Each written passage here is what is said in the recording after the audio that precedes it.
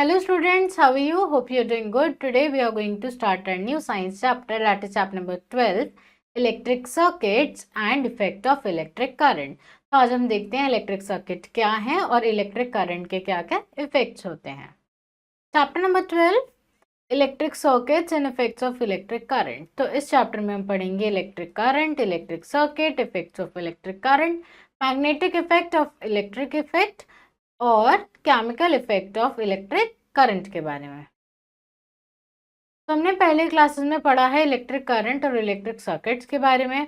हमने पढ़ा है अलग अलग एक्सपेक्ट्स जो कि इलेक्ट्रिसिटी से रिलेटेड है, इलेक्ट्रिक करंट कैसे जनरेट होता है, कैसे इंपॉर्टेंट है। तो इलेक्ट्रिक करंट क्या है? इलेक्ट्रिसिटी एक फॉर्म है एनर्जी की, जो फ्लो ऑफ इलेक्ट्रिसिटी है वो एक कंडक्टर के थ्रू होता है, जैसे मेटल वायर। इसको हम क्या बोलते हैं? Electric current.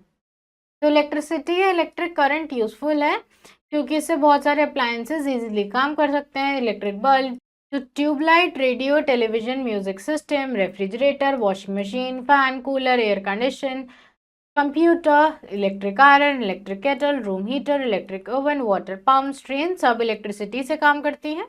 तो इलेक्ट्रिसिटी प्रोड्यूस होती है पावर स्टेशंस पर, या हम उनको बोलते हैं पावर प्लांट्स। पावर स्टेशन से इलेक्ट्रिसिटी हमारे घरों तक आती है वायर्स की हेल्प से, ठीक है, टॉल टॉल इलेक्ट्रिक पोल्स की हेल्प से। केबल्स भी यूज की जाती हैं इलेक्ट्रिसिटी को हमारे घर तक पहुंचाने के लिए। इलेक्ट्रिक सर्किट क्या है? इलेक्ट्रिक सर्किट एक पूरा पाथ है, पूरा रास्ता है जिसमें बहुत सारे इलेक्ट्रिक कंपोनेंट्स हैं जिसके थ्रू करंट फ्लो करता है। कौन कौन से कंपोनेंट्स हैं वो? तो इसमें इलेक्ट्रिक करंट का एक सोर्स होता है। ऐसा सोर्स जहाँ से इलेक्ट्रिक करंट आ रहा है वो कोई सेल भी हो सकता है, कोई बैटरी भी हो सकती है, ठीक है। Inverter, generator, electricity mains. Switch और की होती है जिससे हम करंट को ऑन ऑफ कर सके। बल्ब होता है जिससे ये पता चल सके कि इलेक्ट्रिक करंट फ्लो हो रहा है या नहीं। तो जब बल्ब ग्लो करता है तो हमें पता चल जाता है इलेक्ट्रिक करंट सर्किट में फ्लो हो रहा है। कनेक्टिंग वायर्स होते हैं जिससे हम सारे कंपोनेंट सर्किट के इजीली कनेक्ट कर पाएं। उसके बाद सिंबल्स दिखाए हैं सर्किट डायग्राम के। तो डायग्राम जिसमें अरेंजमेंट दिखाया जाता है अलग अलग कंपोनेंट्स का, ठीक है। एक ऐसा डायग्राम जिसमें सारे कंपोनेंट्स दिखाए हुए हैं एक इलेक्ट्रिक सर्किट के, वो कहलाता है सर्किट डायग्राम, ठीक है। तो सर्किट डायग्राम हम सिंबल्स यूज करके बनाते हैं।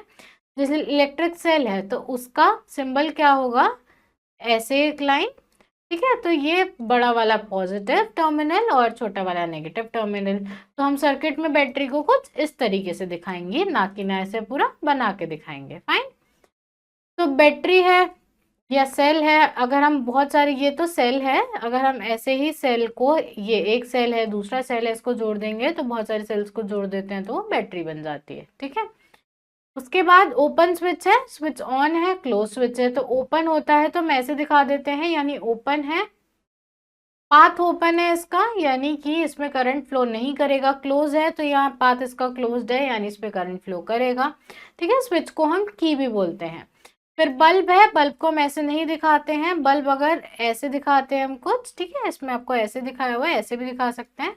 अगर बल्ब ऑफ है तो ऐसे, अगर ग्लो कर रहा है ऑन है तो ग्लो करने के लिए हम इसको ऐसे दिखाते हैं, ठीक है। उसके बाद क्लोज सर्किट क्या है? एक सर्किट जिसमें एक सेल होता है, बल्ब होता है, कनेक्टिंग वायर्स होते हैं, स्विच होता है ऑन पोजीशन में, ऐसे सर्किट को हम क्लोज सर्किट बोलते हैं। उसके बाद दूसरा सर्किट है जिसमें सेल है, बल्ब है, कनेक्टिंग वायर्स हैं और स्विच है ऑफ पोजीशन में, तो ऐसे सर्किट को हम ओपन सर्किट बोलते हैं। उसके बाद हमें नोट करना चाहिए कि बल्ब ग्लो करेगा पहले केस में क्योंकि सर्किट कंप्लीट है, और सेकंड केस में नहीं करेगा क्योंकि सर्किट कंप्लीट नहीं है। देखो यहाँ पर जो है बल्ब ग्लो करेगा क्योंकि सर्किट है, कंप्लीट है, ये जो रास्ता है ये बंद है, तो इजीली करंट फ्लो करेगा। यहाँ पर देखो, यहाँ पर जो है करंट जा रहा है, पर यहाँ पर आप देखो यहाँ पर तो पाथ खुला है, ये वाला, ऐसे तो करंट ऊपर जा रहा है। इस करंट को तो इस साइड जाना चाहिए था, इधर तो ये जा नहीं पा रहा है, तो ऊपर जा रहा है। तो इसका पाथ जो है पूरा नहीं है, यहाँ पर एक ब्रेक है, इसलिए यहाँ पर बल्ब ग्रो नहीं करेगा। इसके बाद जो इलेक्ट्रिक करंट है वो पॉजिटिव टर्मिनल से नेगेटिव टर्मिनल तक जाता है। बैटरी का जो करंट है पॉजिटिव टर्मिनल से निकलेगा और नेगेटिव टर्मिनल तक जाएगा, ठीक है। इसके बाद इंपॉर्टेंट पॉइंट्स हमें क्या याद रखने हैं कि एक सोर्स ऑफ इलेक्ट्रिक करंट होनी चाहिए जैसे सेल या बैटरी। कोई गैप नहीं होना चाहिए वायर्स के बीच में, वरना पाथ ऑफ करंट जो है वो टूट जाएगा। इलेक्ट्रिक स्विच जो है उसमें प्रोविजन होना चाहिए, ऑफ ऑन लिखा होना चाहिए, ठीक है। इलेक्ट्रिक स्विच में प्रोविजन होना चाहिए ताकि हम उसको ऑन ऑफ कर सकें। उसके बाद इफेक्ट्स ऑफ इलेक्ट्रिक करंट, जब इलेक्ट्रिक करंट फ्लो करता है सर्किट में तो वो एक एनर्जी प्रोड्यूस करता है जिसको हम बोलते हैं इलेक्ट्रिकल एनर्जी। ये इलेक्ट्रिकल एनर्जी कन्वर्ट की जाती है अलग अलग फॉर्म्स में, जैसे heat energy, light energy, mechanical energy, magnetic energy और साउंड एनर्जी में। तो जब heating effect of electric current क्या है, जब इलेक्ट्रिक करंट किसी कंडक्टर के थ्रू पास होता है तो वहां पर हीट प्रोड्यूस होती है, गर्मी प्रोड्यूस होती है। ठीक है, तो इसको हम हीटिंग इफेक्ट बोलते हैं इलेक्ट्रिक करंट का। हीट जो है प्रोड्यूस होती है जब इलेक्ट्रिक करंट कन्वर्ट होता है हीट एनर्जी में। ठीक है, तो कुछ कॉमन एप्लीकेशन है इस हीटिंग इफेक्ट की। ये हीटिंग इफेक्ट हमारी लाइफ में बहुत काम आया है। इसकी बहुत सारी प्रैक्टिकल एप्लीकेशंस है, जैसे कि electric kettle, electric toaster, iron immersion rod, geyser heating effect पर ही काम करती है। जो अप्लायंसेस है इसमें एक टाइटली वोन्ड कॉइल होती है जिसको हम बोलते हैं हीटिंग एलिमेंट। ठीक है, यहाँ पर आप देख सकते हो हीटिंग एलिमेंट है, टाइटली वोन्ड कॉइल है जो कि गर्म होगी। तो हीटिंग एलिमेंट किसी अलॉय का बना होता है जैसे कि नाइक्रोम, तो बहुत सारी हीट उसमें से पास कराई जाती है इलेक्ट्रिक करंट, तो बहुत सारी हीट वहां पर प्रोड्यूस होती है जब हम इसमें से इलेक्ट्रिक करंट पास करते हैं। ठीक है, तो हीट जो है प्रोड्यूस होती है हीटिंग एलिमेंट में जिसकी वजह से वो रेड हॉट हो जाता है, इसकी वजह से वो रेड हॉट हो जाता है। बहुत सारे इलेक्ट्रिकल अप्लायंसेस में एलिमेंट कवर नहीं होता है। ठीक है, हम इसको आइडेंटिफाई कर सकते हैं रेड हॉट ग्लो से। रेड हॉट ग्लो से उस पर हमें दिखेगा कि रेड कलर का हो रहा है, ग्लो कर रहा है। तो जब हम अप्लायंस को स्विच ऑन करेंगे तो जो हीट जनरेट हो रही है वो स्पेसिफिक यूज के लिए पुट की जाएगी, जैसे कि रूम हीटर में रूम को गर्म करने के लिए, इलेक्ट्रिकल आयरन में कपड़ों को आयरन करने के लिए। तो इस हीट को हम डेली लाइफ में भी यूज करते हैं। उसके बाद इलेक्ट्रिक बल्ब में बहुत थिन वायर होती है जिसके अंदर करंट फ्लो करता है। ये स्पेशल मटेरियल की बनी होती है जिसको हम बोलते हैं टंगस्टन, और इस वायर को बोलते हैं फिलामेंट। जब बल्ब स्विच ऑन होता है करंट फ्लो करता है फिलामेंट से, हीट हो जाता है, लाइट एमिट करता है। तो लाइट के साथ साथ बल्ब हीट भी प्रोड्यूस करता है यहाँ पर। ऐसे बल्ब में इलेक्ट्रिसिटी बहुत वेस्ट होती है तो इसकी जगह हम यूज कर सकते हैं fluorescent tubelights, compact fluorescent lamp जिसको हम बोलते हैं CFLs। ठीक है, इसमें इलेक्ट्रिसिटी वेस्ट नहीं होती है। तो CFLs में फिलामेंट्स नहीं होते हैं, ना ये हीट प्रोड्यूस करते हैं, एनर्जी सेव करते हैं। CFLs ऑर्डिनरी बल्ब होल्डर में आप लगा सकते हो। इनकी परचेजिंग कॉस्ट उन बल्ब से ज़्यादा है पर इलेक्ट्रिसिटी कम कंज्यूम करते हैं, इलेक्ट्रिसिटी बिल कम आता है और पावर एफिशिएंट है। इलेक्ट्रिक फ्यूज क्या है, हीटिंग इफेक्ट पर ही काम करता है। एक फ्यूज बहुत पतला सा वायर होता है जिसका मेल्टिंग पॉइंट बहुत कम होता है। ठीक है, सेफ्टी डिवाइस है जिससे डैमेज ना हो इलेक्ट्रिक सर्किट में। अगर एकदम बहुत तेज करंट आ जाता है तो क्या होता है, इलेक्ट्रिक करंट आने से, बहुत तेज करंट आने से फ्यूज हीट हो जाता है। लो मेल्टिंग पॉइंट की वजह से, हीट होने की वजह से ये मेल्ट हो जाता है, सर्किट ब्रेक हो जाता है, करंट फ्लो नहीं होता है और इलेक्ट्रिकल अप्लायंसेस भी खराब नहीं होते हैं। इसके बाद magnetic effect of electric current क्या है, एक वायर जो है मैग्नेट की तरह बिहेव करेगा जब उसमें से इलेक्ट्रिक करंट पास किया जाएगा। ठीक है, इसको बोलते हैं magnetic effect of electric current. ये पहली बार नोटिस किया था एक साइंटिस्ट ने जिनका नाम था हैंस क्रिश्चियन ओरेस्टेन। ये मैग्नेटिक इफेक्ट जो है इलेक्ट्रिक करंट का, एक एक्टिविटी से हम समझ सकते हैं। इसमें हमें डेमोन्स्ट्रेट करना है कि एक वायर कैरिंग इलेक्ट्रिक करंट, एक वायर जिसमें इलेक्ट्रिक करंट है वो मैग्नेटिक इफेक्ट भी प्रोड्यूस करेगा।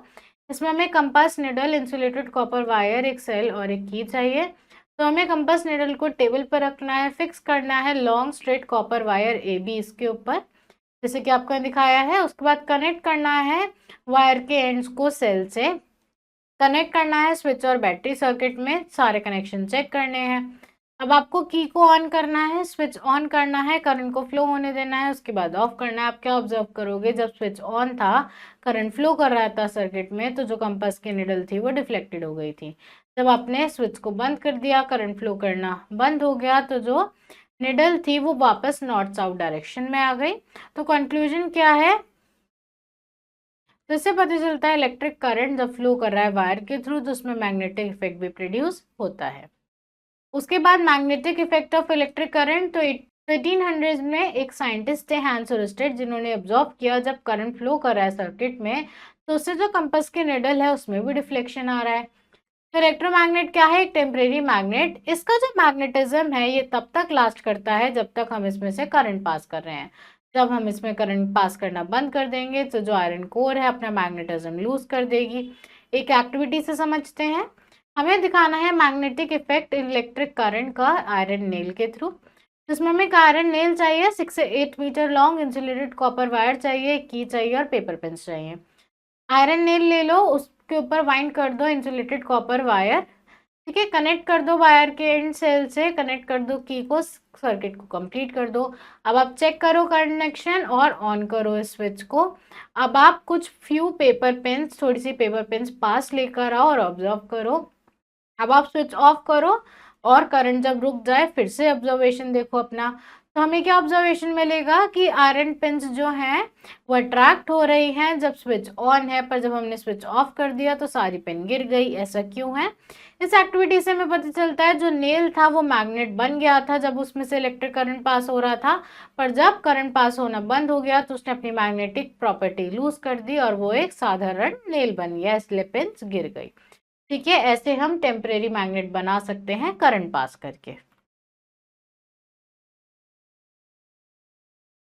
उसके बाद काइंड ऑफ मैग्नेट, जो इसमें मैग्नेट बनी है वो इलेक्ट्रोमैग्नेट है। तो एक सोलेनॉइड क्या है? एक सिलेंड्रिकल कॉइल है जिसमें बहुत सारे टर्न्स है, जैसे कि आपको यहाँ दिख रहा है। इंसुलेटेड वायर के सॉफ्ट आयरन कोर पर करते हैं हम इसको, ऐसे टर्न करके सॉफ्ट आयरन कोर पर छोड़ देते हैं। सोलेनॉइड जो है इलेक्ट्रोमैग्नेट बन जाता है जब इलेक्ट्रिक करंट पास होता है वायर के थ्रू। तो कुछ यूजेस क्या है? पावरफुल इलेक्ट्रोमैग्नेट्स क्रेन में यूज होती हैं हैवी ऑब्जेक्ट्स पर उठाने के लिए। बुलेट ट्रेन्स में ऑडियो वीडियो टेप जो है इलेक्ट्रोमैग्नेटिज्म के प्रिंसिपल पर चलती हैं। डिवाइसेस जैसे कि telephone, telegraph, electric bell, loud speakers में यूज होते हैं। मोटर्स में यूज होते हैं, dry fans, washing machine, mixer में यूज होते हैं। ये यूज होते हैं सेपरेट करने के लिए मैग्नेटिक मटेरियल को जंक स्क्रैप में से। ये डॉक्टर्स यूज करते हैं इसको बहुत छोटे छोटे आयरन पार्टिकल्स निकालने के लिए पेशेंट के आईज में से या किसी दूसरे वुंड को देखने के लिए। इलेक्ट्रिक बेल क्या है? इलेक्ट्रिक बेल एप्लीकेशन है इलेक्ट्रोमैग्नेट का। इलेक्ट्रिक बेल इलेक्ट्रोमैग्नेट के प्रिंसिपल पर ही काम करते हैं। एक horseshoe type of electromagnet electric bell में यूज की जाती है। काम कैसे करती है? जब हम स्विच को प्रेस करते हैं तो सर्किट कंप्लीट होता है, इलेक्ट्रिक करंट फ्लो करता है इलेक्ट्रोमैग्नेट में। तो जो सॉफ्ट आयरन स्क्रिप्ट है, जो सॉफ्ट आयरन स्ट्रिप है उसे अटैच किया जाता है इलेक्ट्रोमैग्नेट से। जैसे हम उसको हैमर करते हैं, हैमर अटैच होता है स्ट्रिप से, जब वो गोंग को हिट करता है तो साउंड प्रोड्यूस होती है। तो जो सॉफ्ट आयरन स्ट्रिप है ये इलेक्ट्रोमैग्नेट की तरफ अट्रैक्ट होती है जब सर्किट कंप्लीट होता है। सॉफ्ट जो आयरन टिप है वो स्क्रू को टच नहीं कर पाती है, सर्किट टूट जाता है तो इलेक्ट्रोमैग्नेट अपनी प्रॉपर्टी खो देती है और वो सॉफ्ट आयरन स्ट्रिप को अट्रैक्ट नहीं कर पाती है। सॉफ्ट आयरन स्ट्रिप अपनी इनिशियल पोजीशन पर वापस चली जाती है। ठीक है, तो जब ये सर्किट कंप्लीट होता है तो करंट वापस फ्लो करता है जब स्विच ऑन होता है। ठीक है, 1 2 3 गेट रिपीट करते हैं हम इसको और हम क्या करते हैं, हम इस बेल को सुन पाते हैं। ठीक है, सॉकेट कंप्लीट होगा, बेल को सुन पाएंगे, नहीं तो नहीं सुन पाएंगे। इलेक्ट्रिक स्ट्रिप जो है ये कट, सॉफ्ट आयरन स्ट्रिप जो है अपनी जगह पर वापस चली जाएगी। उसके बाद केमिकल इफेक्ट क्या है इलेक्ट्रिक करंट का? अब इलेक्ट्रिक करंट जब हम पास करते हैं तो वो कुछ केमिकल पर भी इफेक्ट दिखाता है, जैसे कि कॉपर सल्फेट, सिल्वर नाइट्रेट, इसमें कुछ केमिकल रिएक्शन होता है। सॉल्यूशन ब्रेकअप हो जाते हैं अपने कॉन्स्टिट्यूएंट एलिमेंट में से, जिस एलिमेंट में वो बने हैं उसमें वापस टूट जाते हैं इलेक्ट्रिक करंट पास करने पर। ये जो डिसएसोसिएशन है सॉल्यूशन का कॉन्स्टिट्यूएंट एलिमेंट में, हम इसको बोलते हैं इलेक्ट्रोलिसिस। इस इफेक्ट को बोलते हैं हम chemical effect of electric current. एक मेन एप्लीकेशन क्या है इस इफेक्ट की? इलेक्ट्रोप्लेटिंग है। इलेक्ट्रोप्लेटिंग के प्रोसेस में क्या होता है, इसमें एक थिन लेयर किसी और मेटल की डिपॉजिट की जाती है किसी दूसरे मेटल पर इलेक्ट्रिक करंट की हेल्प से। ठीक है, अब इलेक्ट्रिसिटी डेंजरस है, ऐसा क्यों है? इलेक्ट्रिसिटी हमारी एवरीडे पार्ट का, इलेक्ट्रिसिटी हमारी डेली लाइफ का पार्ट है। कई बार ये बहुत ज़्यादा डेंजरस हो सकती है, इलेक्ट्रिक शॉक पेनफुल हो सकता है। ठीक है, अगर हम कुछ सेफ्टी रूल्स फॉलो कर सकते हैं तो ये सेफ हो सकता है। इलेक्ट्रिकल अप्लायंसेस को गीले हाथों से टच नहीं करना है। इलेक्ट्रिकल वायर जो कि पावर लाइन से गिर रहा है उसको टच नहीं करना है। किसी दूसरे मेटल ऑब्जेक्ट को इलेक्ट्रिक सॉकेट में टच नहीं कराना है। ओवरलोड पावर सॉकेट्स को ओवरलोड नहीं करना है। ओवरलोड सॉकेट से आग लग सकती है। अगर पर्सन को इलेक्ट्रिकेटेड हो गया है यानी इलेक्ट्रिक शॉक लग गया है तो उसकी बॉडी को टच नहीं करना है। इलेक्ट्रिक सर्किट क्या है? एक ऐसा पार्ट जिसके थ्रू इलेक्ट्रिक करंट फ्लो करता है। फ्यूज क्या है? एक सेफ्टी डिवाइस जिससे हम प्रिवेंट कर सकते हैं इलेक्ट्रिक सर्किट के डैमेज को। सोलिनॉइड क्या है? सिलेंड्रिकल कॉइल जिसमें बहुत सारे टर्न्स होते हैं इंसुलेटेड वायर के। Now let's revise. Electrical circuit में बहुत सारे कंपोनेंट्स होते हैं, बैटरी, कनेक्टिंग वायर्स, बल्ब और की। सर्किट डायग्राम जो होता है वो ओपन भी हो सकता है और क्लोज भी हो सकता है। जब भी इलेक्ट्रिक करंट फ्लो करता है कंडक्टर से तो कुछ एनर्जी हीट एनर्जी में कन्वर्ट हो जाती है। इलेक्ट्रिकल अप्लायंसेस जो है heating effect of electric current पर काम करते हैं। वायर जो है मैग्नेट की तरह बिहेव करता है, हम उसको इलेक्ट्रोमैग्नेट बोलते हैं। इलेक्ट्रिकल बेल एक ऐसे डिवाइस है जो कि इलेक्ट्रोमैग्नेट के प्रिंसिपल पर काम करता है। The correct option, which of these is not a component of the circuit? तो इनमें से कौन सा कंपोनेंट नहीं है सर्किट का? वायर, की, कंपास या bulb? The answer is compass. Heating element of iron is made of an alloy called nichrome. The electric bulb works on dash effect of electric current. The answer is heating effect. Which shape of magnet is used in electric bell? The answer is horseshoe magnet. Solenoid has shape of cylinder. Next is fill in the blanks. Conducting path through bulb, wire, switch and battery is called electric circuit.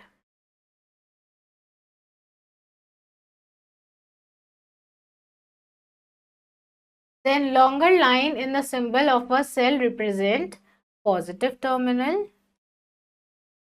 The short and thick line in the symbol represent negative terminal. Combination of two or more cells is called battery. When current is switched on in a room heater, it becomes red or hot. The magnet made by using electric current is called electromagnet. Then true false, source of electric current in a circuit is only the bulb. This is false. Nichrome is used to make fuse wires. This is false. MCB can be reused unlike the fuse. This is true. An electromagnet is a temporary magnet. This is true. Electromagnet is used in electric bell. This is true. Next is match the column. This is connecting wire. This is battery. This is switch. This is bulb. This is cell. Fine. So class, that's all for today. I hope you understood this chapter. Rest of the exercise you have to fill out yourself, and now we will meet in our next video. Thank you everyone.